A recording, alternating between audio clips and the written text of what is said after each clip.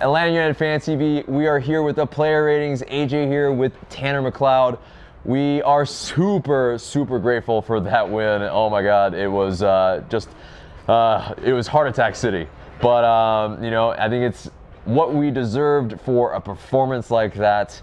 Especially on the road, I think we did everything we had to do. Especially in the coldest conditions ever for an MLS match that beat last year's. Although no snow. No snow. But conditions weren't as crazy. It wasn't great. Minnesota's Twitter account was making fun of us for that. Fun fact, our Twitter account made fun of them by pointing at the scoreboard. Yep. Because we won. We did it better. Goals, which is just great. Like, their fans made me so angry. We'll get into that later in the pod this week. Right. You know, our thoughts on the whole match. But I'm not upset that we got to win at all because Minnesota shot up my hate list of teams that I do not like. So I don't care. 3 points is 3 points. Let's get into these ratings. Absolutely, for sure. So Brad GUZAN in goal. What'd you think? What's your score? I'm gonna give him a 9. I'm not gonna give him a 10 just because it wasn't like he made a bunch of excellent saves in the flow of the match in a big game. It was he was playing last man, and Minnesota's finishing was obviously poor, I think. He made a couple of really good stops though. I thought he marshaled the defense well. So yeah, I'm gonna go 9 for Brad GUZAN. Okay. And next up is LGP. Unfortunately, he's usually my boy, but unfortunately he had one of his worst matches today with the 2 yellows, gets sent off with that red. Not good, and it hasn't been really good in 2018 either. But I think unfortunately, he deserves like a 3. I think a 3. 3 at best. Like, that's being generous. Very generous. I mean, he made some tackles. His first goal was unlucky though. Like, he had to make the foul. I mean, the guy was through on goal because we were all over the place. That had shades of Chicago Fire with Jose Martinez, and that person got sent off. How LGP still stayed on. I thought about it when it first happened that it could have been a red. I thought about it. I was like, that's close. I don't think the ref wanted to give a red 27 seconds into a match, so exactly. It was like, that's like, oof, that's rough. It was. And so I think, you know, he already had it in his head the entire match. I mean, he was a walking red card in a sense because there's nothing you can do. You can't take him off. There's no depth there. So. Yeah, like our center back depth is very troublesome at the moment. So, you know, Tata's hands are tied at that. So you just kind of hope he's a little bit less reckless. But at last he gets that second yellow, being on near the sidelines. Essentially, it was a questionable yellow, but he had been fouling their players very consistently. Yeah, so it didn't help that the ref kind of was just letting the game. Yeah. I wouldn't say it was flowing, but he was just letting the players play to an almost ridiculous degree at some point. But definitely, and we'll get into that. So next up is Michael Parkhurst.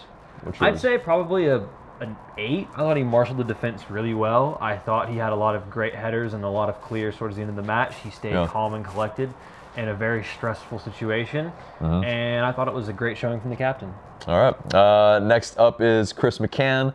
I thought he had probably the best match of you know, his ATL UTD career. By far. Not even a question. Right. And it's also, I mean, within a park the bus type of match. So, I mean, there is a caveat there. But I think, I mean, I think he gets a maybe 9.5 for me in terms of this type of game. Yeah, you know? I mean, it's not like I don't want to backhand compliment him at all. Yeah. He played phenomenal. I mean, for sure. In the situation, in the role he was put in to do, in the way that United had to play, he was brilliant. Right, exactly. And he's not a natural center back. So, you know, and we might have to rely on him next week. We'll get into all of that.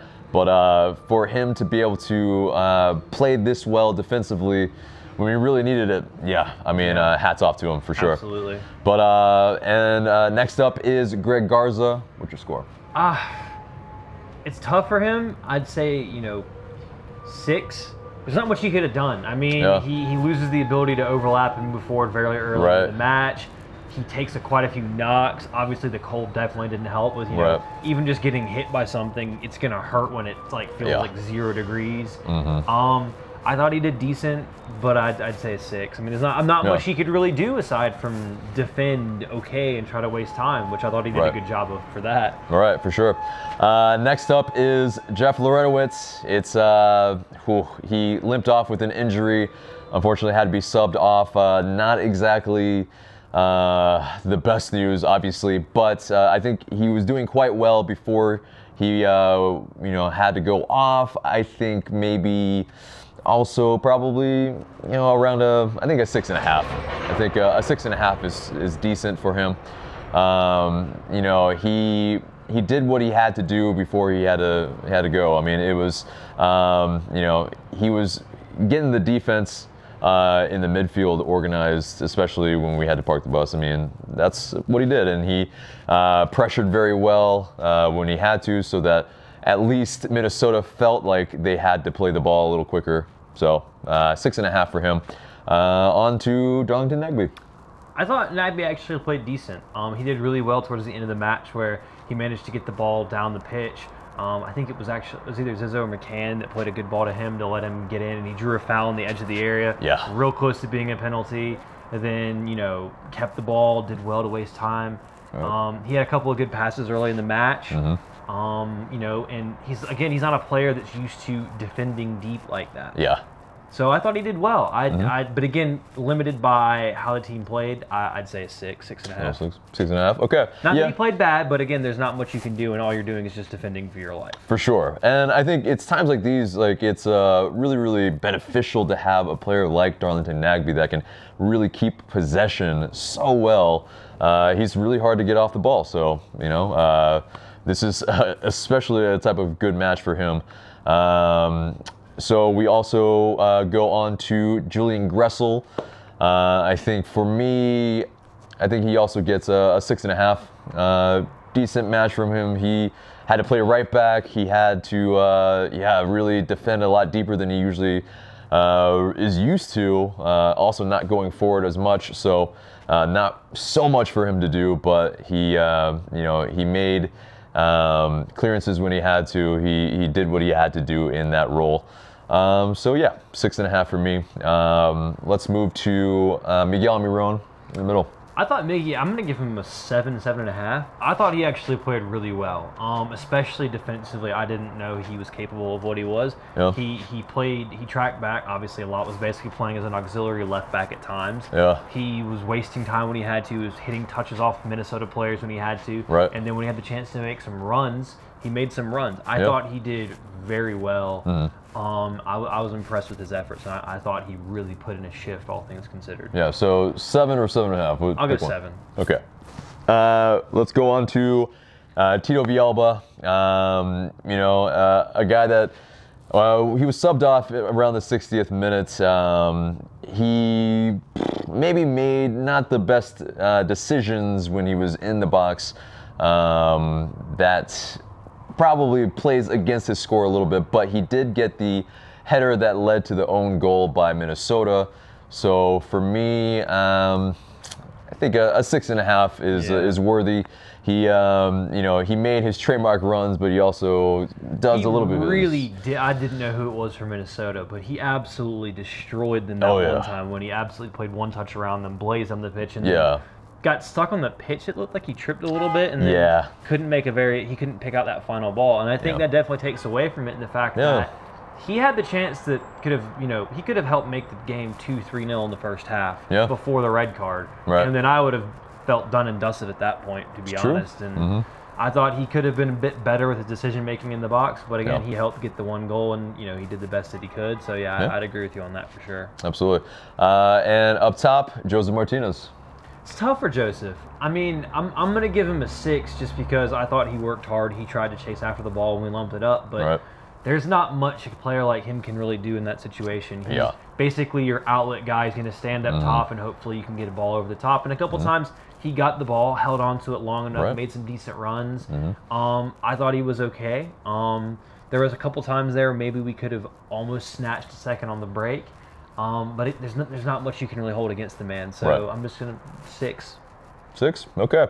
Well, I mean, I think that's maybe a little harsh. He would be our worst player on the pitch, but yeah, but he didn't really. I mean, it's hard to give a player a super high rating when they don't. He might have contributed by being there, but he didn't really do too much by way of contributing to the actual end product. He defended well, don't get me wrong, but it's like it's hard for me to give a out striker. His job is to score, and if he doesn't score, then unfortunately, it's and it's not like he was like dropping back into the box the rest of the team. Right. So it's hard for me to give really high marks for. I mean, but again, I thought he played well, and he ran off the shoulders of guys and gave Minnesota. They had to worry about him. Yeah. So, but again, 6 isn't bad, but it's not like he had anything that was like, wow. Although he did have a couple of really nice balls in the first half before the red card. Right. We'll get on to our subs. We'll have Sal Zizzo, who came on early for Tito Villalba. What's your score for him? I'd say 6.5. I thought he did decent. He didn't do too much. He had a couple of good runs down the right-hand side between the 70th and 80th minute. And he helped play. I think he was helping in Nagby get down that right wing as well. I thought he did decent defensively. He did a job, and I thought he did it decently enough. Yeah, and we may have to rely on him next week, and we'll get into that. Yeah, I think you might see Gressel at right back. Okay. Well, I think that might be something, especially at home, that would be very interesting to see. Yeah, no, we will definitely get into that for next week. Our next sub was Andrew Wheeler-Aminu for Jeff Lorenowitz. I hope you are you're okay, buddy. But Andrew Wheeler-Aminu, I think, played very well when he came on. He cleared some balls immediately. Once he came on, first touch was a clear. Yeah, first touch was a clear. Yeah, he did everything he could to try to mimic what Jeff Lorenowitz did. Although we sat back deeper than we ever did. But I think I think somewhere around a 6.5 as well for him is good because he did what he needed to do when he came on. That's his first MLS appearance in the second half of a 1-0 game where you're defending for your life. He seemed very composed to me. He kept a level head, and he did well. So I'm happy for him, and congrats on his first appearance for United. And especially in that situation, you did yourself well for sure. Right. Although there are some points where maybe there's a little communication thing with Miguel and Miron. At one point, they were both on the wing, and then they were both tracking the same player, and that's what led to the free kick right outside of the right of the box. So he missed a header by a little bit, misjudged it slightly. Right. But I mean, they didn't. Happens like that. You're going to make mistakes early in your career like that, and obviously the more he plays, which hopefully he does, then that gives more communication. It'll get better. Right, for sure. And then lastly, we have Kevin Kratz for Julian Gressel at the end, pretty much nearly. Well, I mean, I'm not going to give him a rating. I'm not going to give him a rating. He wasn't on long enough to justify giving him a rating. Time killer, someone who can hold on the ball, give you a free kick if you got it. So I'm not going to give him a rating. We were definitely hoping for a free kick masterclass if we got one near their goal, close enough. But alas, it was not the case. But we pulled out the W, which we are super, super grateful again. So for our man of the match, who do you have? I have Brad GUZAN. I think that he made some brilliant saves when he had to. He marshaled the defense as best he could. He wasted time like an absolute boss. Without him making some of those saves, I'm going to give it to him. Although I think a lot of people will end up going for McCann, I imagine. Which is my man of the match. For him to basically not have played this position really, and for him to do this well away against a very, very tough condition all around. I think for him to be able to, in the position that he is in, and then also have to shift mid-match to a two-man back line, I think that does it for me. I think he is the man of the match. So, Brad GUZAN for you, Chris McCann for me. Just a very gritty performance by the boys. Yeah, that's a great word. Yeah.